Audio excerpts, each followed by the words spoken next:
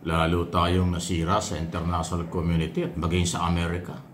Abay, akalain po ninyo, nasisira na nga tayo sa graft and corruption dito sa ating bansa pagkatapos merong Pilipino doktor sa Estados Unidos ang hinatulang makulong ng 7 taon dahil sa di umano'y $24 million healthcare fraud. Ibig sabihin, anomalya na naman. Pilipino. Malungkot ang balita pero tayo lang magagawa. Kaya bakit ba itong ating ibang mga kababayan ni ganito? Hindi lang pala dito sa ating mga politiko at kung sino-sino ang korap. Pati yung ibang Pilipinong nasa ibang bansa na doktor na, ang ganda ng trabaho, na-involve pa. So parang, ewan ko, para tayo makaka-recover nito, patuloy lumalabas ang mga negatibo. Hindi naman natin pwedeng itago dahil ito ang totoong balita Ang ingay ng mga anomalya sa government projects sa Pilipinas tulad ng super health centers ng DOH. Gumawa rin ng ingay sa New Jersey ang pagsentensya sa 70 taong gulang na Filipino doctor na si Alexander Baldonado mula Queens, New York. Dali, ito yata yung dali, bago ko i-play. Ito ba yung mukha? Bigote. Yan, ito yung sinasabi. Ayan. Ayan, report ito ng Billionaire News Channel, isa sa mga lehitimong news organization, bago pa ito pero malakas ang dating. Pakinggan natin. Yung picture, nakita ko ito yung doktor daw na hinatulan ng 7 taong makulong. Pilipino na naman. Ano ba naman? Kaya hiya talaga tayo. Ano ba ito? Ano bang nangyayari? Nasentensyahan si Baldonado ng 7 taong pagkakakulong sa salang healthcare fraud at medical kickbacks ng korte sa Newark, New Jersey. Medical kickback. Noong October 23, pinagbayad din agad ng $2.2 million si Baldonado sa utos ni U.S. District Court of New Jersey Federal Judge na si Susan Widgeon bilang restitution.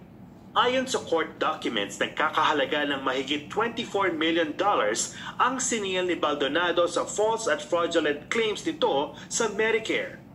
Nakasaad din sa conviction ni Baldonado ang ilang pangloloko nito.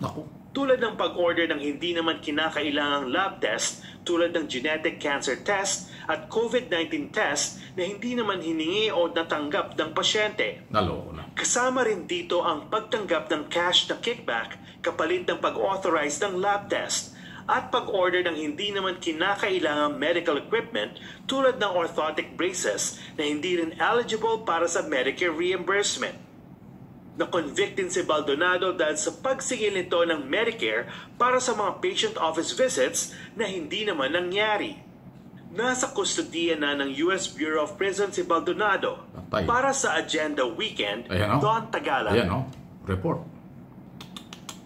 Thank you sa Billionaire Channel na nasa Estados Unidos. Ayun na. Kita nyo? Kickback din ang ginawa. Di ba? Bakit kaya may mga Pilipinong ganyan? Patuloy pong sinisira yung pagkatao at yung pangalan ng Pilipino at ng Pilipinas. Dito sa Pilipinas, talamak ang korupsyon na siyang pinag-uusapan noon hanggang ngayon. Tapos yan, Pilipino. Ganon din tungkol sa COVID. Overpriced. Nag-order daw ng kung magkano ang halaga para sa healthcare. Hindi naman pala naibigay. Hindi naman kailangan. Tapos meron pang kickback. Parang yung issue dun sa controversial ng panahon ni Duterte na inimbestigahan ni Gordon Tapos nang lumalabas na mga ebidensya, pinagbantaan at pinagmumura si Gordon. Pinersonal. Ngayon, wala na yung nangyaring gano'n. Ngayon, hinahabol na. Yung sa Parmalee, di ba gano'n din na nangyari? Overpriced. Ito, gano'n ang dating Pilipino, ayan. Kita mo sa Amerika, ibang-iba. Nung iniimbestigahan pa lang, na-recover na sa kanya $2 million daw. Kinumpis ka agad. Ganun talaga sa kanila. Tapos hinuli, tuloy-tuloy na pagkakakulong. Hindi nakawala. Pero masakit man, Pilipino pa rin.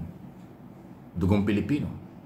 So yun yung sinasabi kong kakaunti, iilan lang ang gumagawa ng ganyan, pero nasisira ang imahe ng Pilipino sa ibang bansa, sa international community na para bang magnanakaw ang Pilipino. Grabe. Kasi dito sa atin, yung corruption issue, yan ay pinag-uusapan sa buong mundo. Tapos ngayon, Pilipinong doktor, professional na doktor, nasa Amerika, sumabit sa kickback. Kulong na. O Pilipino pa rin. Kahit na Pilipino-Amerika niya, kung ano man ang estado niyan, Pilipino pa rin. Tsura pa lang, di ba? Na ang issue, korupsyon. So ang tingin ng mga tao sa buong mundo, corrupt talaga ang mga Pilipino. Yun ang masakit. Huwag naman yung sanang generalize, hindi po lahat. Hindi po lahat. 115 million ang Pilipino. Siguro ang corrupt dyan, napakaliit na porsyento. Yung abusado. Kaya nga lang pag pinag-uusapan ganitong korupsyon, nadadamay tayong lahat. Paano kaya tayo makaka-recover nito?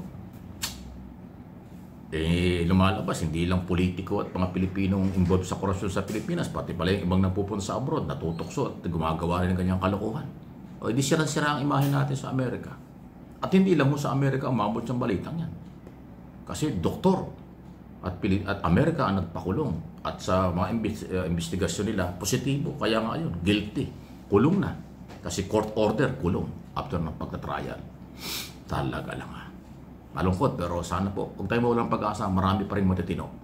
O kayong mga Pilipino sa buong mundo, hindi lang sa Estados Unidos, umiiwas po kayo sa korupsyon dahil anuman po ang inyong mga ginagawa at plano, ang imahe pa rin at pagkatao ng Pilipino at ng Pilipinas inasisira pagka ganyan. Masakit yan. Hindi man natin pwedeng itakwil na hindi Pilipino yan, Pilipino ang itsura doktor pa. Kaya kung minsan, mas mabuti pa yung mga simpleng manggagawa nagiging kontento sa kanila kung ano ang income nila. Hindi natutokso sa kalukuhan. Mas katanggap-tanggap at ikararangal natin. Pero yung mga professional na dapat sila yung magiging simbolo at magandang halimbawa sa ating kabataan, at iba pa, sila pa yung gumagawa. Katulad sa Pilipinas, mga politikong senador, politikong congressman at kung sino-sino, sa DPWS na dapat sila, mga engineer pa, na dapat sila yung magtuturo ng magandang asal sa kabataan, sila pa yung nasasangkot sa katiwalian. At bilyon, trilyon ang pinag-uusapan. Kontraktor, ganun din. Di lalo na po yung mga senador. Alam nilang bawal tumatanggap pa ng donasyon. At pinagmamalaki pa, oo, tumanggap ako 30 milyon. Wow. Oo, tumanggap ako ganito. Sobrang garapal. Paano kaya? Makabawi pa kaya tayo? Pero siyempre, makabawi tayo. Tayo walang pag-asa. Sa dami ng Pilipinong professional matitino, may takot sa Diyos, may pag-asa tayo. Kakaunti. Maliit na hibla lang. Maliit lang na porsyento ang mga kawatan.